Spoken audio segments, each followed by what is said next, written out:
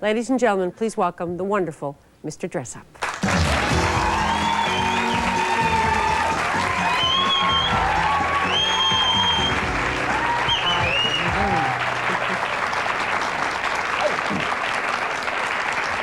Nice crowd you have here. They're wonderful. You know, I've watched you like everybody. I've watched you for years. This is the first time we've met.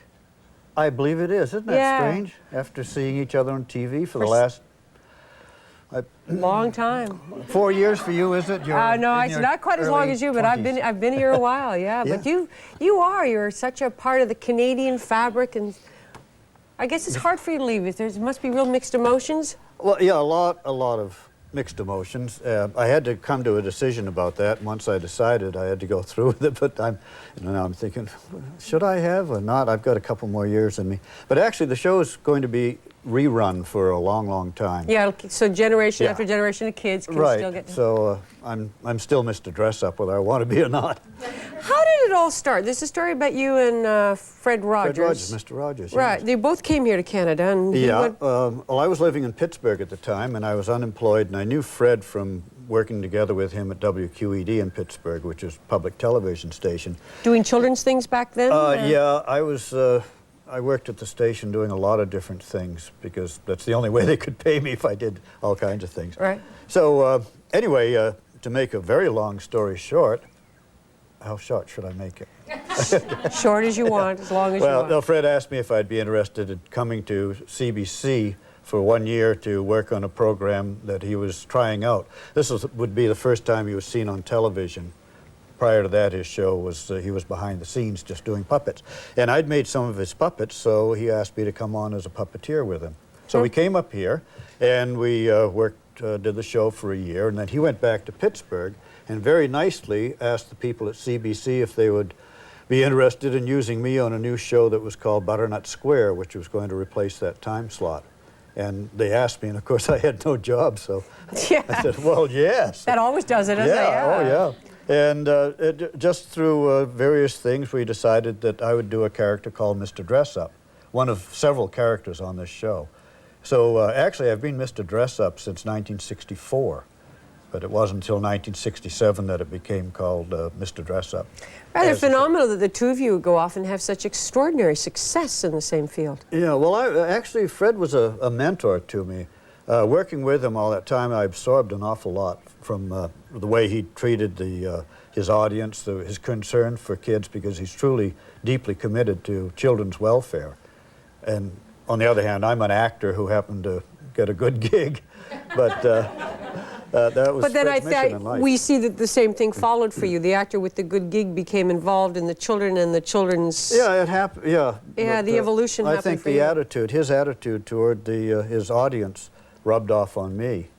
And actually, you can't help but respect kids because they're such wonderful little beings. It would be wonderful if everybody respected children.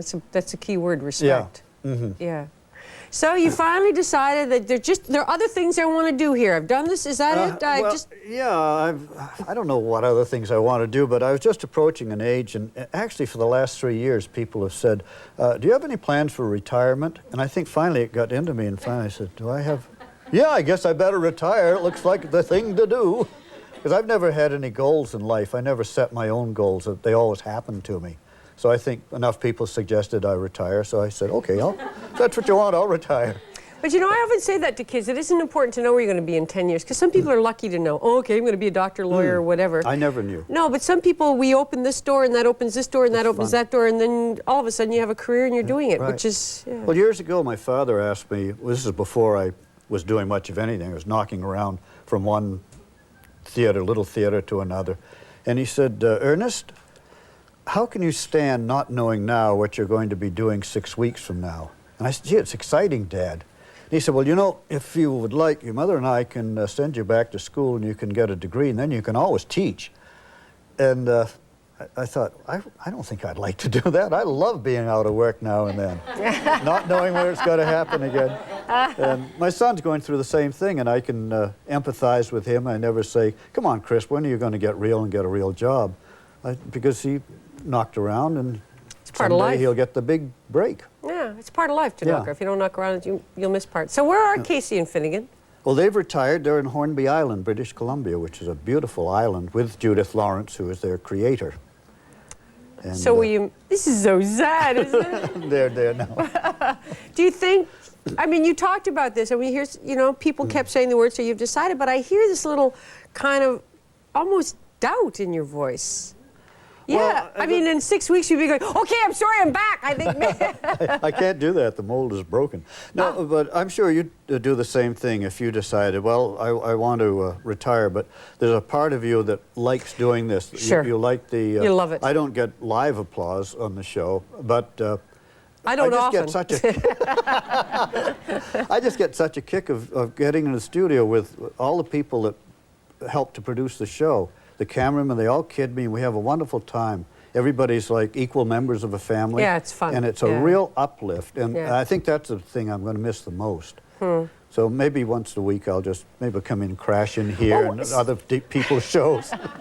Anytime you want to crash this show, you just come on in. You must have some plans. What are you going to do with yourself? Do you golf? You're going to write? Yeah, I golf very do badly. You? Oh, terrible golf. Gee, I'd come and beat you on the golf course anytime. You probably could, but I love to do it. I'm still going to be doing my touring show. Oh, good. And that Oh, takes good. quite a lot of time. I'll still do personal appearances and telethons and, you know, that sort of thing. So, and I'll have to answer my mail because that'll keep coming in. Of course, because the show's still running. It's still a rerun, but nobody Right. knows it. So I'll be busy. Do you own the show? No, I don't. CBC You own owns part of it? No. You get residuals? Yep. This is good. Who is this? That is the space worm, and that was created by Denise Dickin, who is our wonderful costume creator. And it's part of a costume, a full costume. I'm the space worm, Right. just like that. But then we have this that goes on my other arm, and that's my other space worm. So you get a very sort of a schizoid thing when if I'm playing the space, I'm the space worm, and I'm the other space worm. And they try to switch back and forth so they won't see my lips moving, except they never know what I'm going to say because I ad lib a lot. So You sure do.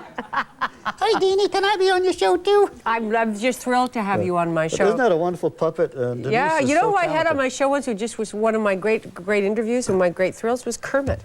Oh, Because even though I knew it was a puppet, when he came up and talked to me, it wasn't a puppet, it was Kermit. Exactly. It was Kermit. yeah.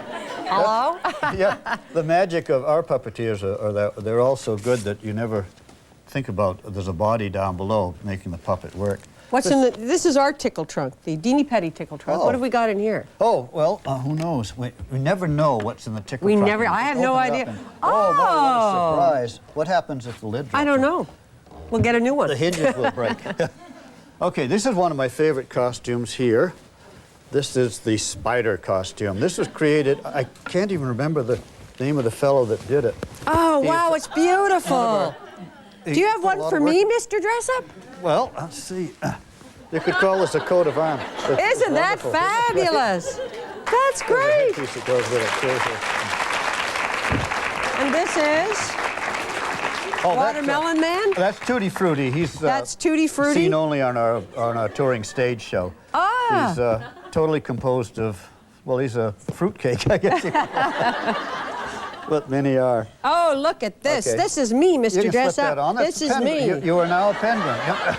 Let's see you flap your wings. Okay, wait a sec. How are things down at the South Pole? I learned this from Red Skelton.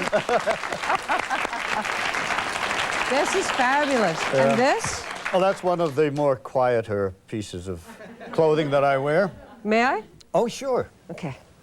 I don't know. There could be a whole new career here. What do you think, Well, Mr. Dressup? You look so good that I'm sorry Miss that Dressup. I'm packing it all up. Oh, replacement. A replacement. A new Hi, boys and girls. Ms. Dressup. Well, I sure respect kids a lot. Well, there you are. You There can you do go. it. It's been such an honor to meet you after all these years. And I yeah. love it. Ladies and gentlemen, one of the great Canadians, Mr. Dressup.